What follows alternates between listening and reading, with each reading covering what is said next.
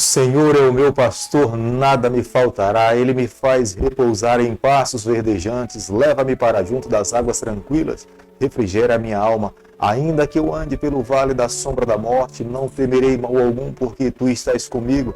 Certamente a bondade e a misericórdia me seguirão todos os dias da minha vida e habitarei na casa do Senhor para todo sempre. Amém. Muito bom dia. Com a bênção, a graça de Deus sobre a nossa vida, nós iniciamos um novo ciclo dessa semana, pedindo a bênção de Deus sobre cada um de nós, os nossos familiares, almejando um dia vermos o céu se abrir, nos encontrarmos com o nosso Salvador e vivermos com Ele por toda a eternidade. Todos os dias nesse canal nós estudamos um capítulo da Palavra do Senhor. E nessa manhã eu vou convidar você a ter nas mãos a Palavra de Deus no livro de Lucas, capítulo 17, o versículo 1 e o versículo 2. Disse Jesus a seus discípulos: é inevitável que venha escândalos, mas ai do que pelo homem qual eles vêm. Melhor fora que se lhe pendurasse ao pescoço uma pedra de moinho e fosse atirado no mar, do que fazer tropeçar um desses pequeninos. A vinda de Jesus Cristo aqui a esse mundo sempre foi claramente revelado dentro da Palavra de Deus, em especial no livro de Lucas, que Jesus veio buscar os seus filhos que estavam perdidos dentro da casa de Israel.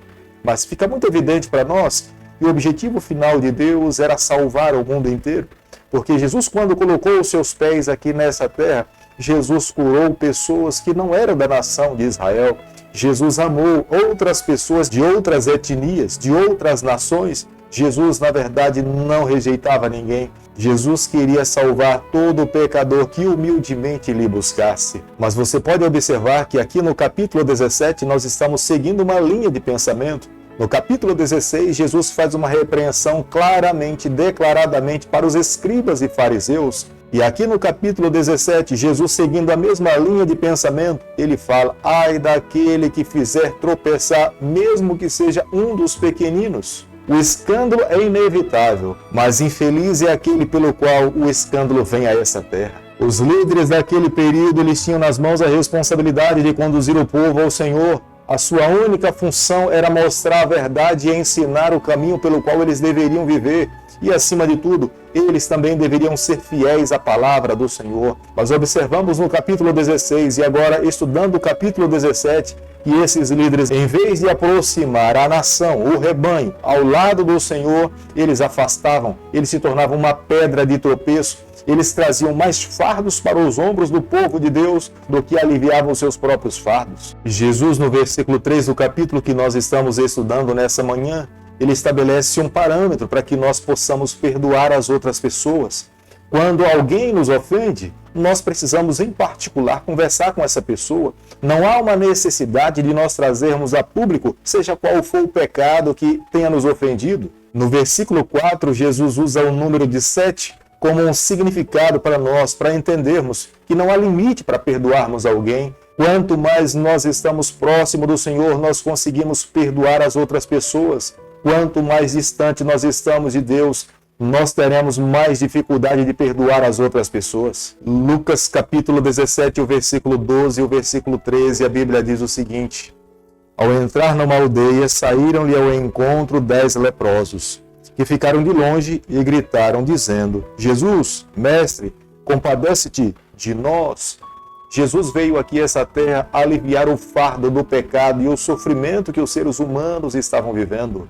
Nós sabemos perfeitamente que naquele período havia algumas enfermidades que eram consideradas como sendo incuráveis. A lepra é uma delas. Quantas vidas foram ceifadas em decorrência da lepra? Havia inúmeros requisitos pelos quais os leprosos, quando eram denominados sendo leprosos, eles deveriam seguir. Eles não poderiam se aproximar das pessoas que eram saudáveis, porque a lepra é uma doença contagiosa. Se eles se aproximassem das pessoas, automaticamente as outras pessoas corriam o risco de serem contaminadas com a sua enfermidade. E é por isso que quando Jesus entra numa aldeia, como é mencionado no versículo 12, os leprosos não se aproximaram de Jesus, mas eles gritaram, eles clamaram por socorro, porque eles já tinham ouvido falar de Jesus. E Jesus se compadece desses 10 leprosos. Mas depois de realizar o milagre, Jesus fala para eles que eles deveriam se apresentar ao sacerdote porque era o sacerdote que declarava uma pessoa imunda ou uma pessoa limpa. Mas no versículo 15 nós podemos observar que um dos 10 leprosos, reconhecendo que Jesus era o Filho de Deus, o seu Salvador, ele volta para Jesus com seu coração extremamente agradecido. Embora 10 fossem curados, apenas um retornou para expressar a sua gratidão ao Senhor Jesus, o que de fato ele tinha feito para a sua vida. Nos ensina nessa manhã que nós precisamos sim também ter um coração mais agradecido. Embora nós possamos observar que apenas um dos 10 retornou, isso demonstra claramente que o nosso coração não é sensível a agradecer às outras pessoas, nem muito menos ao Senhor. Mas aqui fica uma lição para nós: nós precisamos agradecer mais ao Senhor, porque todas as bênçãos que nós recebemos advêm das mãos do nosso Deus. Se Ele não nos abençoasse, nós não teríamos nada nessa vida. Na verdade, nem vivo nós estaríamos. Lucas capítulo 17, o versículo 20 e o versículo 21. Interrogado pelos fariseus sobre quando viria o reino de Deus, Jesus lhe respondeu: não vem o reino de Deus com visível aparência, nem dirão, ei-lo aqui ou ei-lo está, porque o reino de Deus está dentro de vós. Jesus, com essa declaração, Jesus queria que aqueles que estivessem ao seu lado tivessem uma compreensão que ele veio aqui a essa terra estabelecer o seu reino primeiramente no coração dos seus filhos. Jesus tem que ser o primeiro, Jesus tem que ser o último, Jesus tem que ser exclusivo Senhor da nossa vida, Ele tem que ter a primazia nas nossas decisões. Todas as nossas decisões precisam primeiramente ser consultadas ao Senhor. Diante da bênção de Deus, da orientação do Senhor, nós iremos alcançar a vitória. Jesus queria que os judeus compreendessem que Ele era o Rei espiritual, guia, salvador das suas vidas. Sem Jesus Cristo, jamais eles teriam condições de alcançar a salvação. É este reino inicial que Jesus quer estabelecer dentro do nosso coração. Ele quer fazer morada, Ele quer ser o Senhor das nossas ações. Quando Ele assume o controle da nossa vida, todas as outras ações de fato pertencerão a Ele. Mas fica muito evidente para nós quando observamos o versículo 24, que Ele virá um dia aqui a essa terra de uma forma visível e corpórea. Nós o veremos. Ele não mais virá como um servo sofredor, mas Ele virá com todo o poder e com toda a majestade. Sob a sua cabeça estará a coroa que regerá por todos os séculos, por toda a eternidade. Aqueles que nessa terra lhe receberam e permitiram que Ele se tornasse Senhor das suas vidas, Ele um dia irá voltar aqui a esse mundo, estabelecer o seu reino, e nós viveremos, reinaremos no reino do nosso Deus por toda a eternidade.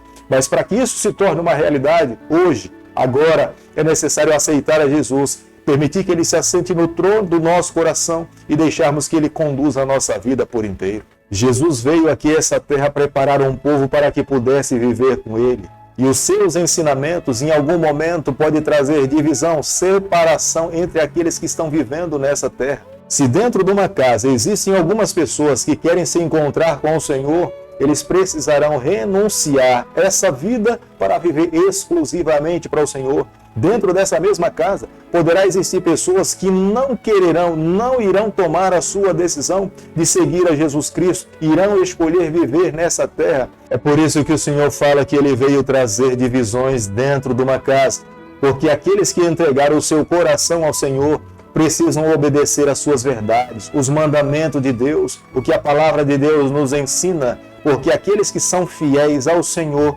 esses terão a bênção de Deus e alcançarão a vitória. É o mesmo ensinamento que um dia Daniel, quando estava na corte de Babilônia, viveu, experimentou na sua própria vida. Enquanto Nabucodonosor queria que ele adorasse a sua imagem, Daniel tinha plenas convicções de que dentro do seu coração o reino do Senhor tinha sido estabelecido. Era por isso que ele deveria permanecer fiel ao Senhor. Ele não poderia se curvar diante de um outro Deus, porque ele só conhecia um Deus criador dos céus e da terra. Hoje, eu e amigo, nós precisamos também seguir a mesma verdade. Nós conhecemos a respeito desse Deus, Ele é o Senhor da nossa vida, Ele vai voltar aqui a esse mundo, nós precisamos amá-lo com todas as nossas forças, nós precisamos ser fiéis aos seus ensinamentos. Aqueles que vivem dessa forma têm a bênção de Deus, mesmo que nessa vida nós possamos ser rejeitados por algumas pessoas, ou até por pessoas da nossa própria família, nós precisamos amar a Deus, nós precisamos seguir ao Senhor, nós precisamos seguir aquilo que a palavra de Deus pede para que nós possamos viver. Querido Pai, em Tuas mãos nessa manhã nós nos colocamos.